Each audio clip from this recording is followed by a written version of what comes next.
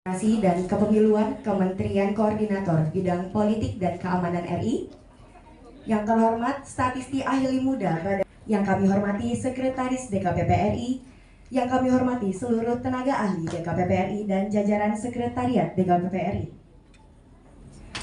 Puji syukur kita panjatkan kehadirat Allah Subhanahu wa Ta'ala atas rahmat dan 2025 kita dapat hadir bersama dalam kegiatan diskusi terbatas penguatan kapasitas kelembagaan DKPP RI.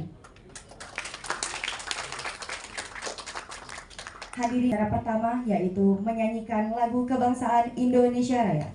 Hadirin dimohon berdiri. Tanah airku, tanah tumpah darahku, di sanalah aku.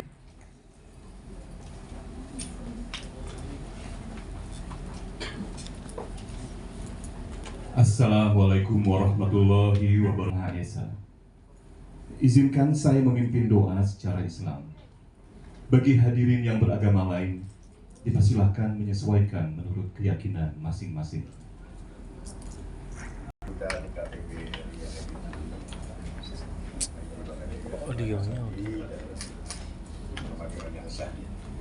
Dua anggota DKPP tidak bisa hadir, Bu Badan Statistik Pusat Statistik.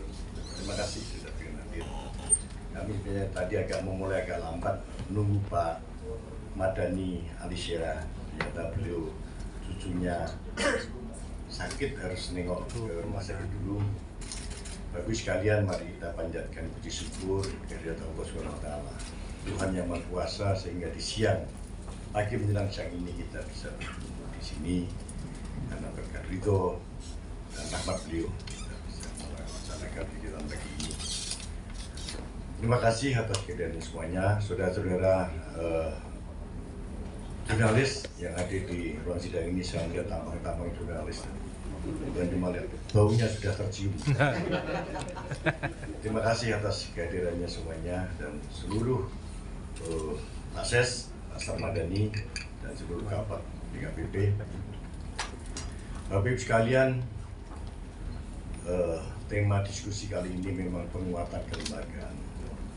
Harus secara jujur, DKPP memang perlu dikuatkan karena selama ini memang secara kelembagaan masih lemah. Dengan beban tugas yang sangat berat,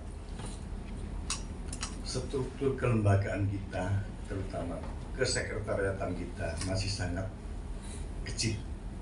Sehingga ketika ada tsunami perkara di tahun politik yang lalu, dalam setahun masuk pengaduan jumlahnya sampai 795 dalam waktu setahun. DKPP kewalahan untuk mengatasi. Kalau tidak memproses secara cepat, karena yang namanya memproses pengaduan itu tidak bisa sehari dua hari. Harus dilakukan verifikasi apakah pengaduan ini layak untuk dijadikan perkara atau tidak. Setelah itu disidangkan.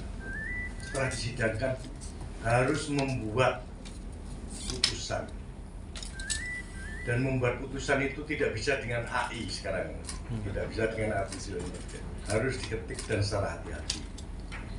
Karena yang namanya putusan itu harus dibuat secara detail, rinci, dan dengan dasar dari sehingga kita membutuhkan jumlah pegawai kita, jumlah tenaga kita yang sangat besar.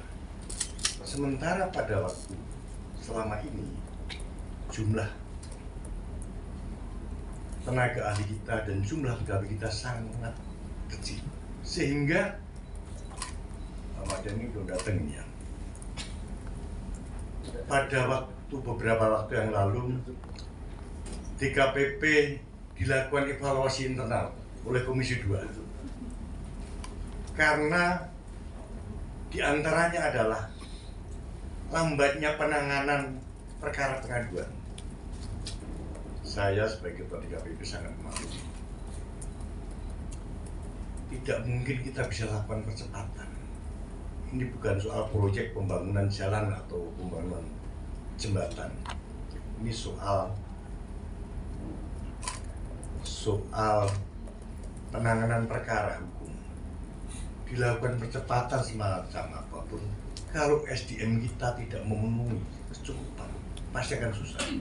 Pada waktu itu, menurut Menteri Dalam Negeri, Kementerian Dalam Negeri, SDM kita harus mencapai 225 kalau saya. Tapi kita baru 125-an kira-kira, masih kurang 100 orang. Jadi sekarang sudah mungkin mencapai 200 mas ya. Yang lain 180. 180. Idealnya kita 135 ya, masalahnya. 235. Jadi masih jauh dari ideal.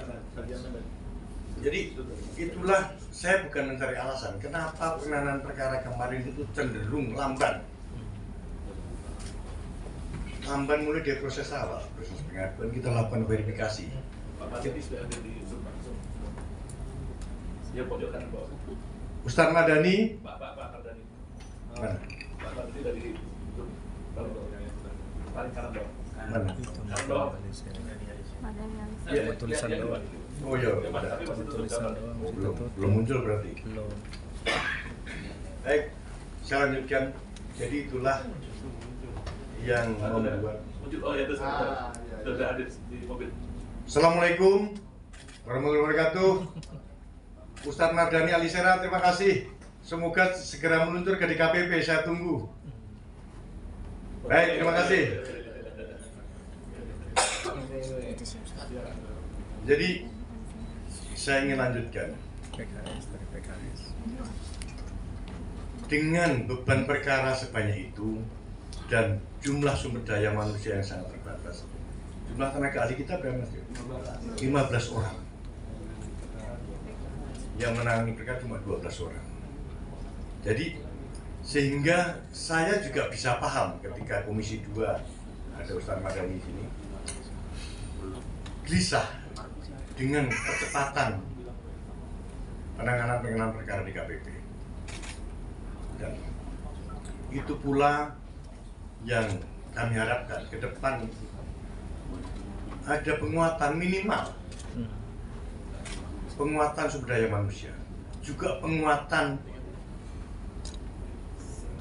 tempat-tempat pengaduan. Sekarang ini saudara-saudara kita dari Papua sana kadang-kadang datang ke kantor di KPP hanya untuk membahas lambat pengaduan dari Papua sana. Mungkin kita akan bisa memberi pelayanan lebih kalau di KPP diizinkan membuat kantor perwakilan.